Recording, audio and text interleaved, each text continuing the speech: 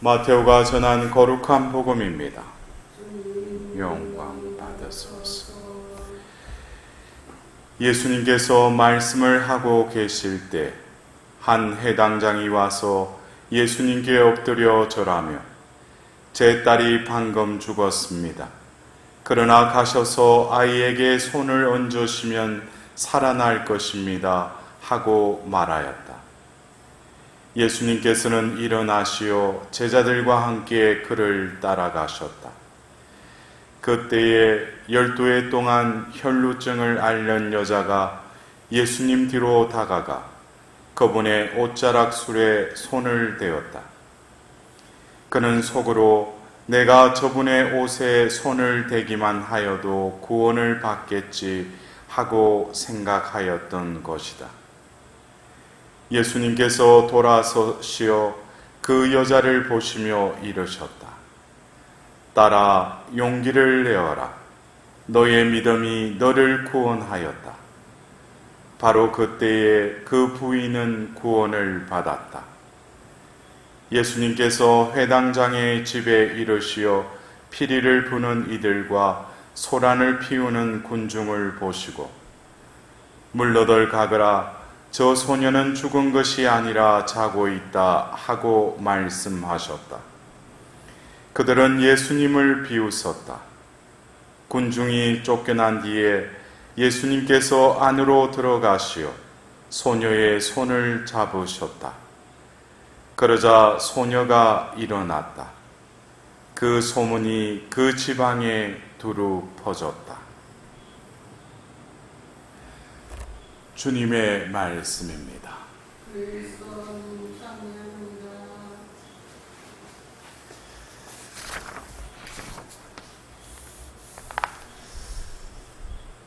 오늘 복음서에 등장하는 혈루증 앓는 여자, 그리고 그 해당장의 딸, 우리가 이 성경에 이 인물들이 등장하는 것은 결국 우리가 이 복음을 읽고 이 말씀을 묵상하면서 결국 우리는 이 복음에 등장하는 이 두 여자들과 같이 우리들도 그러한 이 말씀이 우리 가운데 이루어진다면 오늘 이 12해 동안 혈루증을 앓던 이 여자 이야기는 다른 복음서에도 나오죠, 그죠? 근데 오늘 이 마테오 복음에는 조금 이렇게 색다른 표현을 하고 있어요. 다른 복음서에는 이 여인이 12해 동안 혈루증을 낫기 위해서 가산을 탕진했다. 그래서 이 병을 낫기 위해서 온갖 노력을 했지만 그것이 다 수포로 돌아갔다는 거예요. 근데 이 예수님의 그 옷자락술에 손을 닿자 그 하혈증이 멎었다. 근데 오늘 우리가 들은 이 마테오 복음서에는 이 여인이 예수님의 그 옷자락술에 손을 댈 때 어떤 마음속에 어떤 그런 지향이 있었어요? 내가 저분의 옷에 손을 대기만 하여도 구원을 받겠지. 이것은 그 여인의 마음속에서 예수님의 그 옷자락술을 닿으면서 속으로 어떤 그런 지향을 가지고 있었잖아요. 근데 예수님께서 딸아, 용기를 내어라. 너의 믿음이 너를 구원하였다. 바로 그때에 그 부인은 구원을 받았다 그랬어요.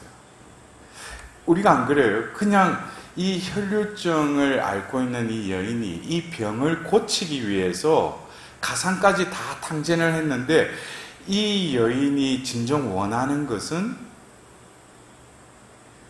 이 병이 낫기를 원하는 것을 뛰어넘는 구원을 받겠지.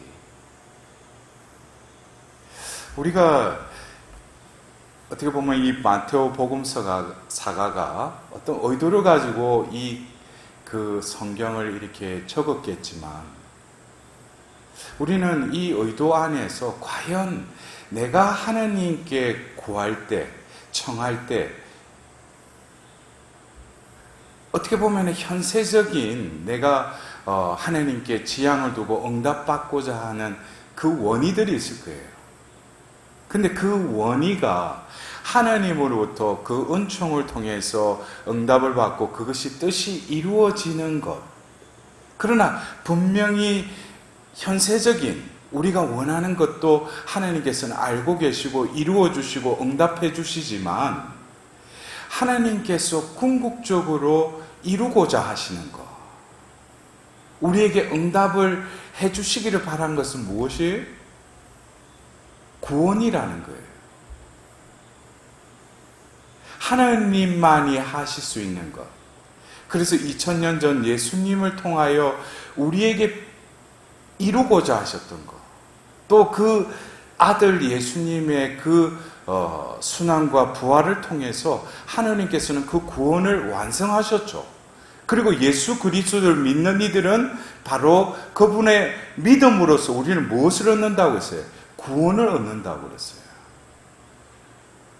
그렇다면 우리가 구세주 예수 그리스도라고 우리가 믿음을 고백하는데, 과연 나의 믿음은 오늘 이 혈류증 앓는 여인과 같이 어떻게 보면 현세적으로 12해 동안 혈류증을 앓았다면 몸 상태가 어떻겠어요?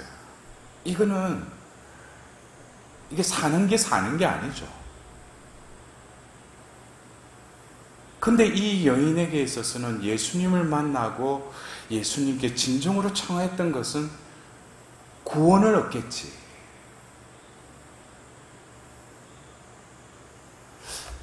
어떻게 보면은 이 구원이라는 것은 우리가 하나님하고의 관계에 있어서 내가 아무리 구원을 확신하더라도 하나님께서 구원해 주셔야 되겠죠.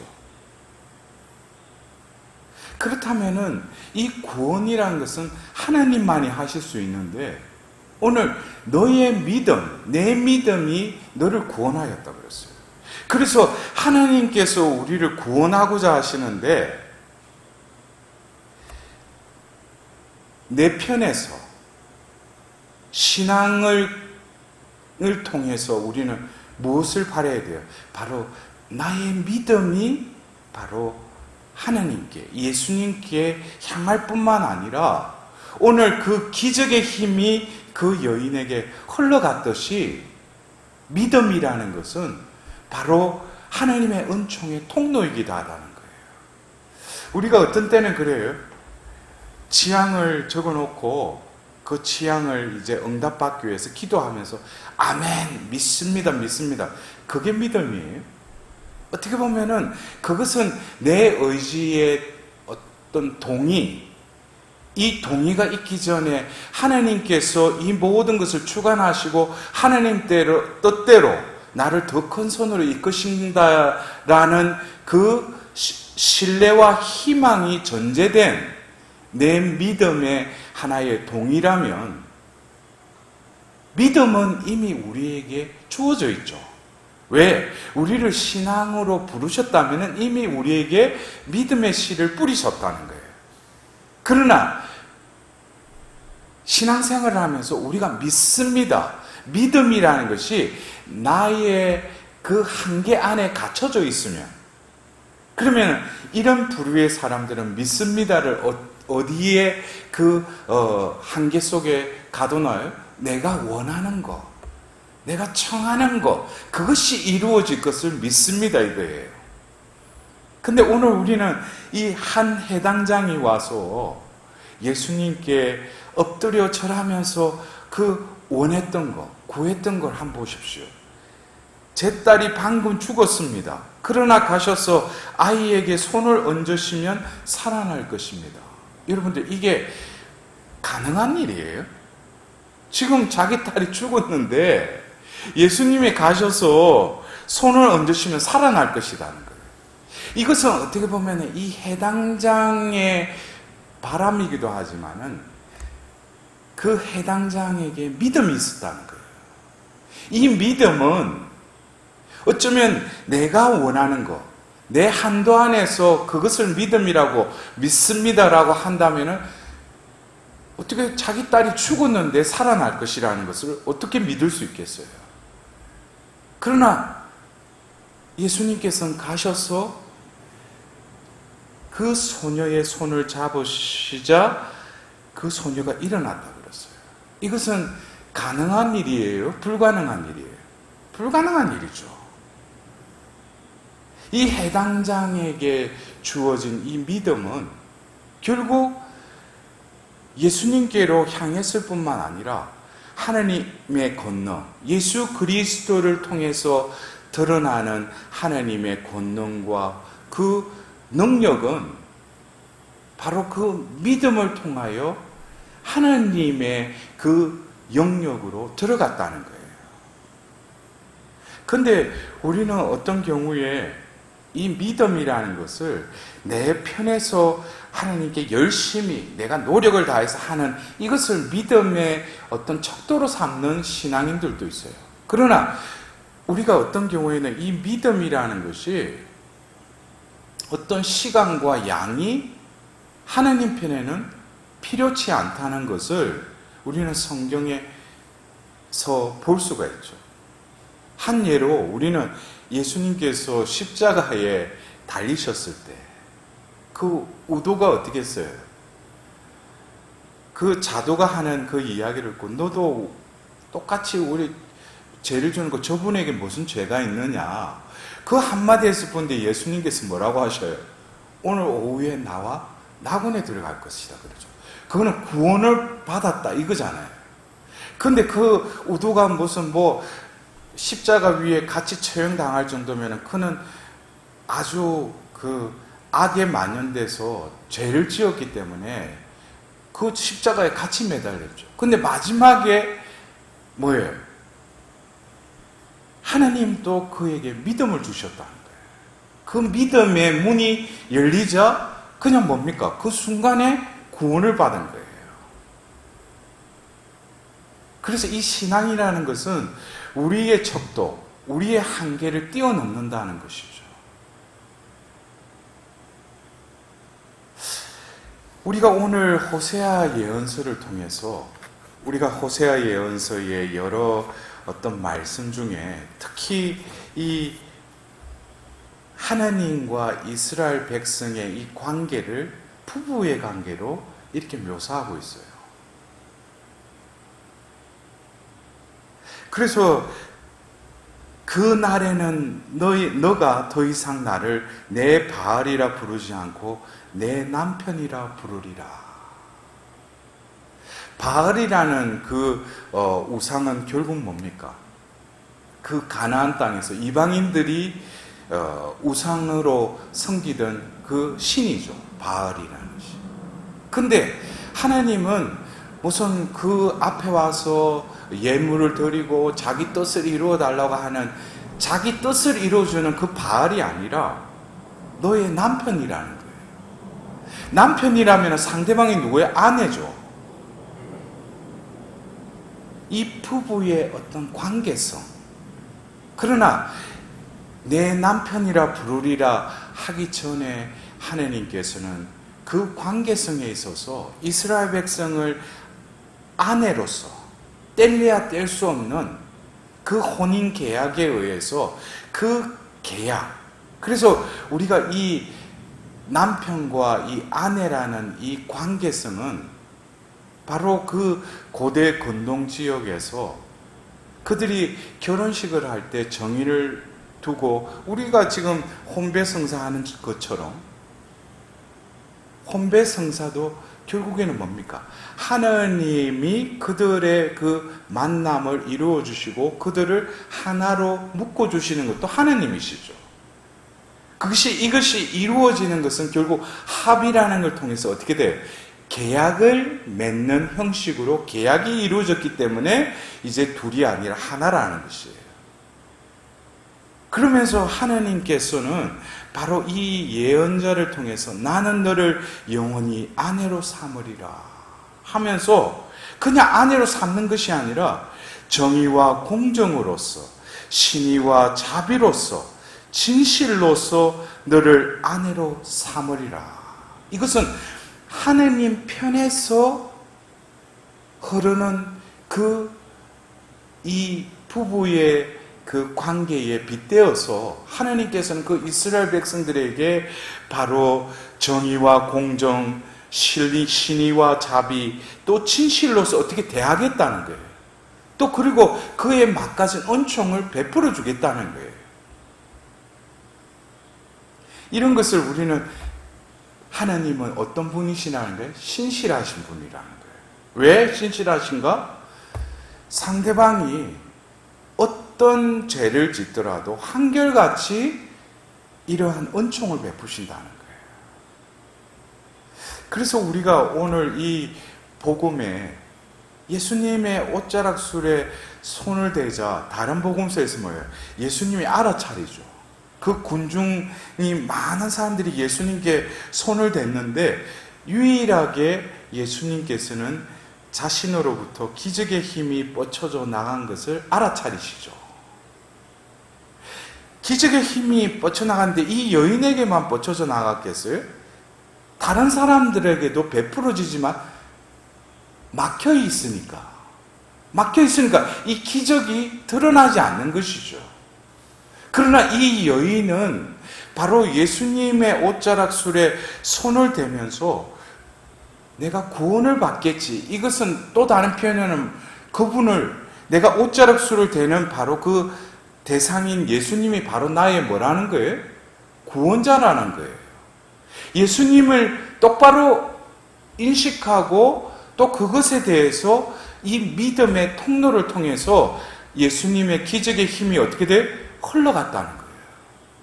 어떻게 보면 우리가 내리사랑하듯이 어떻게 보면은 인간적인 부부는 쌍방에 서로 정의와 공정, 신의와 자비, 진실로서 서로 대해야 되지만 하나님은 죄를 끊임없이 짓는 그 이스라엘 백성에게 한결같이 이렇게 대해 주신다는 거예요. 그래서 결국 이제는 바알이 아니라 내 남편이라 부르리라. 이것은 하나님을 이제서야 깨닫게 됐다는 거예요. 하나님의 그 한결같은 사랑을 이제는 내가 알아들었다는 거예요. 우리가 세상적으로도 철이 들었다 그러잖아요. 철이 들었다. 철이 들면은 상대방의 어떤 그 본 마음을 우리가 알아차릴 수 있듯이 우리가 신앙생활 하는 데 있어서도 어떤 이 관계성, 우리가 믿는 하나님, 내가 고백하는 구세주 예수님, 과연 그 관계가 진짜 통해 있는가? 나를 위하여 아낌없이 베풀어 주시는 그 하나님의 한결같은 사랑과 자비, 진실과 공정, 그 신의에 나는 얼마만큼 막가진 삶을 살아가고 있는가? 이것이 어떻게 보면은 우리가 신앙생활하는 데 있어서 신앙인으로서 다시 거듭 태어나는 것이죠.